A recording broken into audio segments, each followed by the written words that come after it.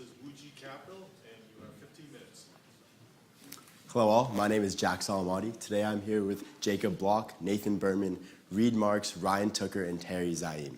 We at WUGI Capital are representing Safe Harbor Advisors, a middle market pension fund consultant who assists our top client, ISTP, the Iowa State Teachers Pension, allocate capital passively through real estate investment vehicles in a limited partner position. The opportunity before us is 619 West 54th Street, a Class B office space in the Hell's Kitchen submarket of Manhattan. This opportunity was brought to us by the Steinbrenner Partners, a privately held real estate investment firm who specializes in office, residential, and retail in primary markets. ISTP has the opportunity to allocate 90% of the equity in a limited partner position in which the Steinbrenner Partners will serve as the GP, leasing broker, construction manager, and property manager. While we plan to adapt the Steinbrenner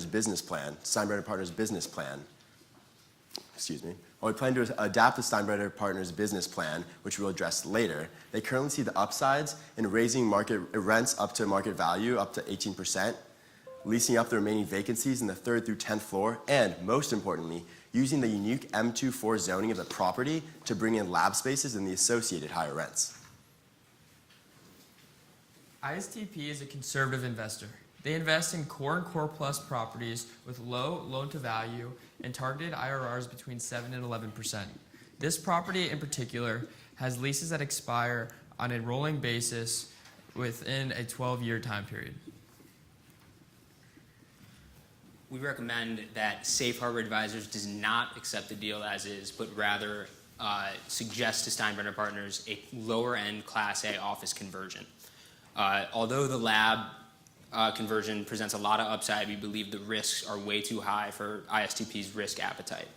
We believe that a Class A office conversion would better fit ISTP's risk profile with a much lower floor and a pretty high ceiling as well.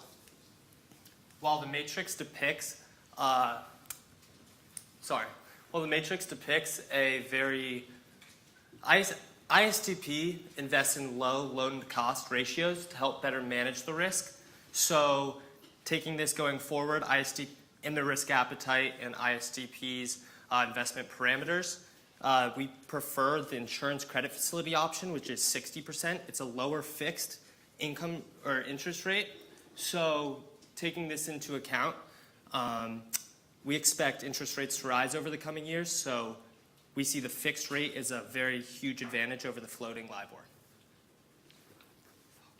So Manhattan is a gateway market that we believe ISTP would be very comfortable investing in. It has natural barriers to entry, which provides supply-side protection, as well as historically low vacancy over time, strong absorption after supply, and strong rent growth consistently. Although there is a lot of supply in the pipeline right now, many would suggest that it's actually a sign of increasing demand. And then Midtown West specifically, although it's not the hottest office market in Manhattan, it has a lot of potential. Due to its lack of transportation, we do see that as a limiting factor, but with a lot of upcoming displacement with the Hudson Yards development and rising prices in central Midtown, we see a major opportunity to capture those tenants. Along with that, there's a lot of residential development, 9,100 new units in Hell's Kitchen to be specific. In the last 16 years, we believe that's another demand driver for office space. And Bill Ackman, in mid-2016, signed to purchase a Ford car dealership and convert it to high-end Class A office space. So now to dig a little deeper into our market analysis and take a look at the life science. First, I want to introduce you all to the concept of clusters. This is incredibly important within the life science space. A number of small life science companies like to be around larger academic or research institutions, and you see this especially in Boston with Kendall Square, located around the Harvard and the MIT research facilities. At the current moment, it's not entirely clear where the New York City cluster will be, but it does not look like it's going to form near the proposed site. In fact, it looks like it's going to be more around the Lower East Side, around the Alexandria Center for Life Sciences between Bellevue Hospital and NYU Langone. I think it's also important to note that of the 5 currently listed lab spaces here, you'll see that 4 of them have incubators. And I think this also represents that the New York City life science space is in its very nascent and early stages, which will present a credit risk later down the road. So exploring sort of how we thought about this investment and how we conducted our investment analysis, we explored multiple different scenarios to determine the highest and best use of the asset. Within those scenarios, we explored individual base, bull, and bear cases. However, we tried to explore different operational strategies as well to determine, one, on a risk-adjusted basis, what we think provides the greatest returns, and two, how this asset can be most capitalized. So for scenario one, we explored an as-is scenario. And while we don't necessarily see that being the exact operational strategy for the property, it set a great baseline for the rest of our analysis, and which we'll address later on, and how it may play if there were an extreme market downturn. Scenario two, we explored Steinbrenner, the GP's recommendation of looking into converting into the lab space and life science and to try and understand the risks and returns associated with that. Lastly, we explored the operational strategy of converting into this lower echelon Class A office space, in which we believe to be the highest and best use, one for ISTB, but also which produces the highest return metrics for all partners in the deal. Exploring scenario one a little bit more in depth, we basically assumed moderate rent growth and a slight uptick in occupancy just based off of overall Midtown West expansion per market analysis. Within this, on our cost chart, you see a slight excess over the purchase price, mostly just for TIs and a small interest reserve for year one cash flow deficiency. This ultimately generated returns of 6.2% unlevered IRR and a 7.7% unlevered IRR at the deal level. And then following the partnership turns that Steinbrenner detailed of a pari passu to a 6% pref, then a 30-70 split over the pref and a 50-50 split over a 10 thereafter. That generated a net levered return of 7% IRR to ISTP, which is right at that lower end of their investment parameters. Ultimately, with this scenario, while we don't necessarily being at the operational strategy, it serves as a great basis as it allows us to understand the true intrinsic value of the asset and the true intrinsic value of the current tenants in place, and to understand how that can potentially determine our other operational strategies.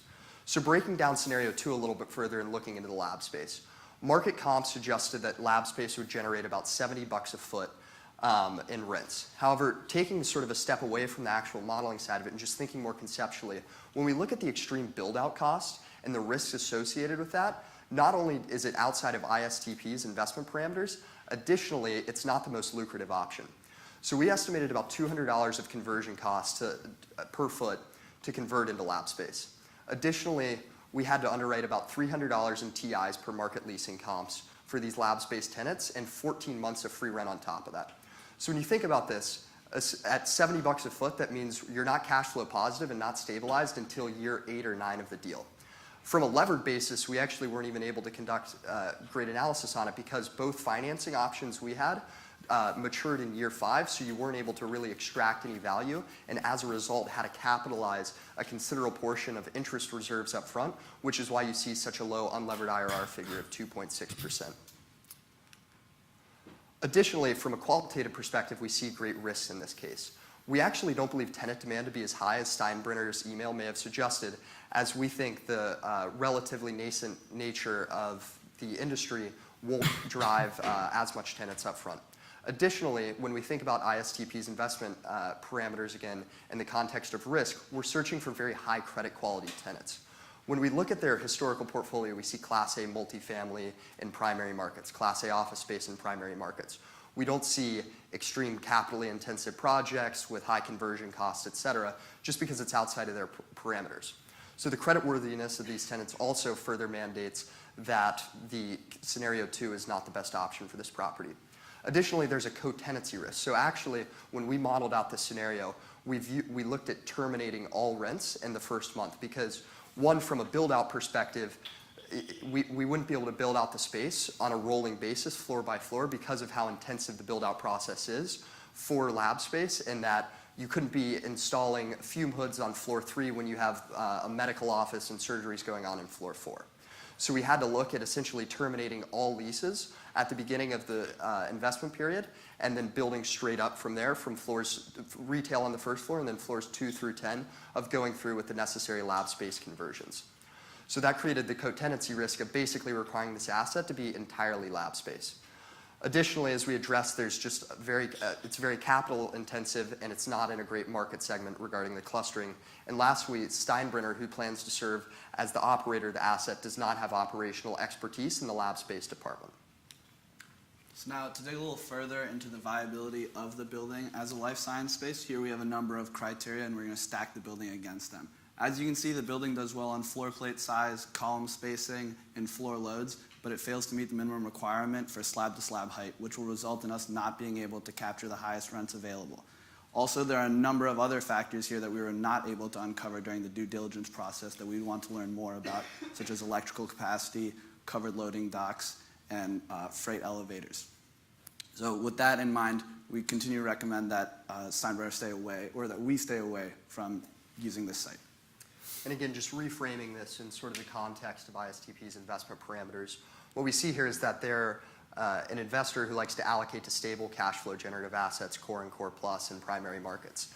There's a lot of question marks here. Just overall creates uncertainty about creates uncertainty of returns, which is just why we don't believe this to be the highest and best use of the asset itself, but more so for ISTP's investment. So breaking down our third scenario of converting to the lower echelon Class A office space, which not only generates the highest returns, but we believe to be very on par with ISTP's investment parameters. So looking at this, under this scenario, leasing comps suggested that Class A office space is averaging about $82 a foot in Midtown West. Trying to target the lower end of that, as we don't believe we can compete to the market we're in with properties like Hudson Yards, we targeted the lower end of that and underwrote about $70 a foot in effective rent per square foot and $70 a foot in TIs. As a result of this, we were able to see solid unlevered yield on cost expansion of stabilized yield on cost being 400 basis points more compressed than our final year of exit over the 10-year hold. We selected the 10-year hold for two reasons. One being there was 2 floors of tenant expiration in 2025, operating year 9 of the asset. So given the renewal uncertainty, we believe that one, you wouldn't be able to extract maximum exit value based on the trailing 12 months NOI in 2025, so we underwrote the 10-year hold. Additionally, ISTP would prefer to see a greater portion of their returns generated from operating cash flow as opposed to being more reliant on exit due to the stability of that. Furthermore, as a result of this, it generated returns of a 13.1% unlevered IRR and a 22.1% levered IRR at the deal level, ultimately generating a net levered return of 17.8% to ISTP. While we think the 17% return may seem as a metric of added risk to the deal, given that they typically prefer 7 to 11%, when we look at this on a risk-adjusted basis, we actually don't think the amount of risk that would normally be in a 17% generating deal in this case. One, because the fact that the capitally intensive nature of this project doesn't require as much upfront cost, which is where more risk would typically be inferred. In this instance, because it's the renovations are on a rolling basis, floor by floor, as tenants expire over the next 12 years, we're able to capitalize a considerable portion of the conversion cost through operating cash flows. As a result, we do accrue the pref through the first 5 years, but then upon refinancing in year 5, once the first credit facility matures, we're able to pay down about half of the LP's capital balance. So ultimately what we see here is, again, a couple risks associated with this. One being, is there actually the demand for the lower end Class A office space in this market? From a market analysis perspective, we do believe that that's there as we see sort of this influx out west and towards Midtown West specifically. We also believe that there may be some slight displacement from properties like Hudson Yards, which are at the upper echelon of Class A, and tenants needing that the higher end of B and lower end of A rents available, which our property provides in this market.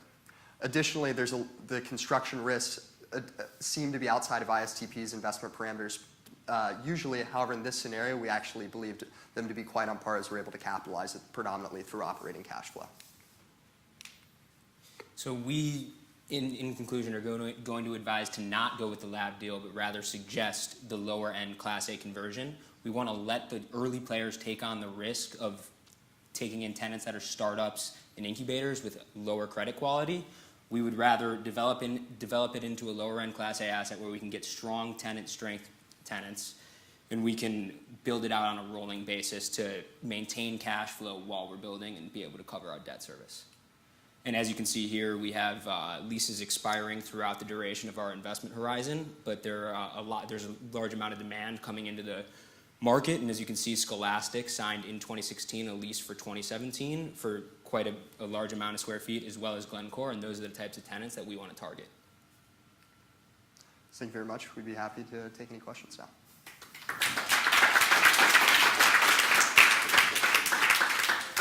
Can I ask the judges to use the mics? Yes, thank you. So how, I don't know how we mine's on. Yeah. So how were you able to take an 87-year-old asset and turn it into a Class A office building? So one of the things that was actually favored about purchasing this asset is that the prior owner, which was the Illinois Teachers Pension Fund, did it with a JV with a local developer, and they actually had a considerable capex renovation of about $8 million. When you look at these capital line items too, they were predominantly back of the house renovations, so elevators, boilers, et cetera, which was very favorable for us because we could essentially step in, not have as much deferred capex and maintenance risk, and be able to step in and basically convert into white box condition, and then through TIs be able to get this to a property that would warrant market rent. Hi. First off, you guys did a really good job, but question, I guess you're concluding to go with an alternative use. So Steinbrenner came to you. What do you think the reaction is going to be when you're totally changing their business plan? Are they interested? Is there... I think they would be interested in doing it just because they value the relationship of ISTP, and I think long-term relationships are a lot more important than getting one deal done. And so I think they would be able to see that and see us as a potential, or ISTP as a future partner. Right, but I think they did all of their research and work based on this sort of lab scenario, and now we're taking a leap and saying that the Class A office, to kind of echo Marty's thing, is the highest and best use. It's a little bit different of a sort of operation and investment doing a Class A. So I'm just kind of wondering if that's something that they would want to do, or you look at sort of a hybrid with the Class A or some sort of general office as a, more of a fallback scenario. Correct. So I think, in terms of how we manage this relationship from the LP would obviously not to be to come to them and say, hey, Class A is how we need to do this deal exactly. There's a lot of question marks around lab renovations. Based on our analysis, we don't think it's the best use, but if we can get some of those question marks answered, get greater understanding of the termination schedules and whatnot from Steinbrenner, then the possibility of a deal could be made. With the information we were provided in the case, though, it just didn't appear that any of those numbers could work. So going back to Steinbrenner and trying to uphold that relationship, since it would be the first deal that Safe Harbor and ISTP has done with them, being able to establish that relationship would be great. Obviously, doing so in a way that wouldn't offend them. So you made the assumption that you had to empty out all the tenants to create a lab building. Why is that? So the actual sort of capital improvement process of converting to lab space just required considerable build out of, specifically in the interstitial space, that they require certain HVAC systems that have to recycle a certain milligram or particle of air every so often. They have to have certain vibration requirements, because if you're looking at something under a super high-powered microscope, the building can't be vibrating, et cetera.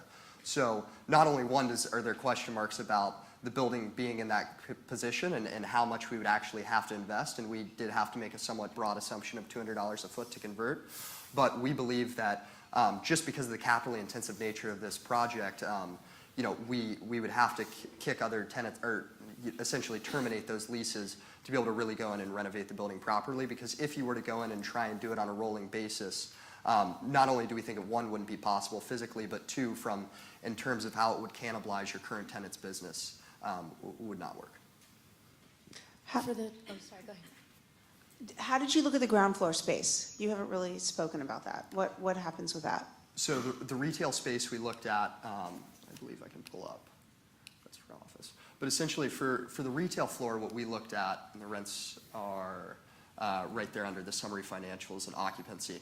So right now there's a car dealership, a Volvo dealership in place that's occupying half the space with a lease terminating at the end of 2017. We looked at the possibility, and we looked at other market comps in the area, and it appears that there is a high demand for car dealerships in the Midtown West on retail tenant space. They're paying $72 a foot right now. We underwrote it at $60 a foot. based on some market leasing comps and believe that we would be able to get the full space leased up at that $60 per square foot basis, and then just built out an 80% renewal probability and looked at the rolling basis from there. Given your 10-year hold period, how did you think about how much cap rate expansion you should apply, the 83? So in our exit analysis here, the current market cap rate was about 4.2% of Class B transaction comps that we received. So in terms of thinking about how to underwrite expansion here, our projected exit cap rate was about 4.6%, which represents about $1,500 per square foot at exit. When we thought about that, we tried to model an expansion, one from obviously interest rate expansion over that time horizon of LIBOR's, the projected LIBOR curve at this point in time was projected to expand 200 basis points over that period of time. So we tried to factor in essentially the expansion that would be caused by interest rate expansion. Also, but then to subtract out the lower cap rate that Class A office would mandate compared to Class B. And then also to subtract the fact and essentially subtract the fact that when you think about us going in and doing a relatively recent renovation, we'd actually improving the physical state of the asset, and thus it would warrant a lower cap rate. So, you know, while we would love to go talk to brokers and try and figure out an exact cap rate for this based on the case covenants that we weren't able to research outside information and to try and gain as deep of an understanding possible as that exit cap, that was sort of our analysis. How much equity are you asking your investor for? So ISTP would be committing $70 million of equity under this scenario, which is 90% And how are you of the funding total all those equity structure. negative cash flows? The negative cash flows we build out an interest reserve for, just essentially calculated the cumulative balance there. So over in the uses table, under this scenario, we built out a $2.9 million interest reserve, and then additionally capitalized the construction management fees and built out a CapEx reserve and TI reserve as well. 2 questions. 1, did you visit the property? And 2, how do you feel the building next door, 787 11th, will impact the marketability of your project? And if possible, I'd love to hear from some of your other team members. Could you repeat the building, the second building? How do you feel the renovation of 787 11th, the building right next door, the Bill will Ackman. impact the marketability of the renovation to a lower Class A office building? I think it will personally believe that it'll help us, if anything. It's definitely showing that there is demand there. And in terms of like the marketability of the building, they're going to probably take the higher class tenants. And I do know Bill Ackman personally signed up 50% of that lease. So they're not leasing up quite as much space. And we're just going to try and take on the tenants that are moving, because I guess Manhattan is moving west. A lot of the tenants are getting priced out of the Midtown Central area with rents above $100 per square foot, as well as Hudson Yards. There's a lot of tenants that were there before the development. So these companies want to stay in Manhattan in a place where they can continue to get good talent, but they don't want to pay the highest prices. So I think it's honestly a good thing for us.